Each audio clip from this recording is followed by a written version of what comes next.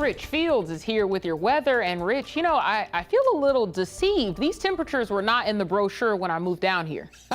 What, the Florida brochure or the WTSP brochure that they said, hey, come work here? There was not in either. Neither one. Well, it's going to get much better. We got one more cold night tonight. Not nearly as cold as it was last night for many areas, certainly along the coast. But we do have some freeze warnings posted. We'll talk about that in a minute. 6 great shots around the Tampa Bay area, downtown, Clearwater Beach, St. Petersburg, Armature Works, Sarasota, Raymond James Stadium. Let's go downtown here and see what's going on. I'm going to pull up the radar for you. You know, we're under the influence of high pressure, and with high pressure, it clears us out tremendously. And there's the proof in the pudding right there. Not a thing on the Doppler radar. But 54 degrees in downtown Los Angeles, or excuse me, Tampa right now. 18-degree dew point. Look how low those dew points are, and they're going to start coming up tonight. It's when those dew points start to rise a little bit into the 30s, and we have overnight low temperatures in the 30s. We may see some frost. All right, let's go over to the big board. I want you to check out the tail of the tape for today.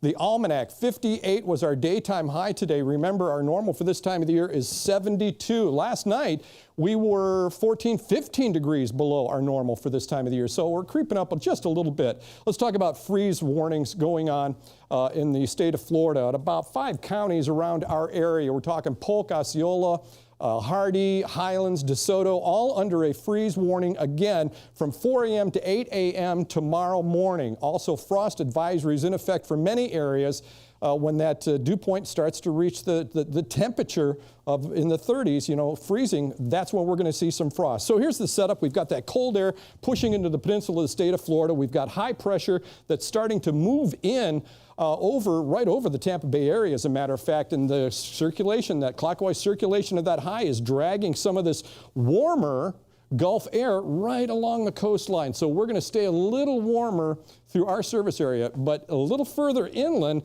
that's where things are going to start to freeze a little bit and even get some frost. Let's look at the atmospheric moisture. Everything in orange and brown here is dry air. You may be able to make out the state of Florida. So I'm going to put it into motion for our next best chance at seeing some moisture coming our way, and there it is.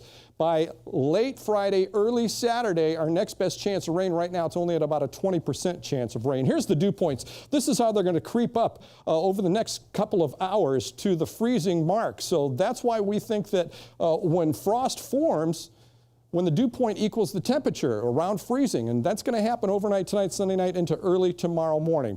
All right, and here's the forecast low temperatures. Everybody you see around freezing, Northport, Arcadia, Wauchula, Bartow, Dade City, Brooksville, all these places are prime for frost overnight tonight. All right, so I want to put that out there and make you aware.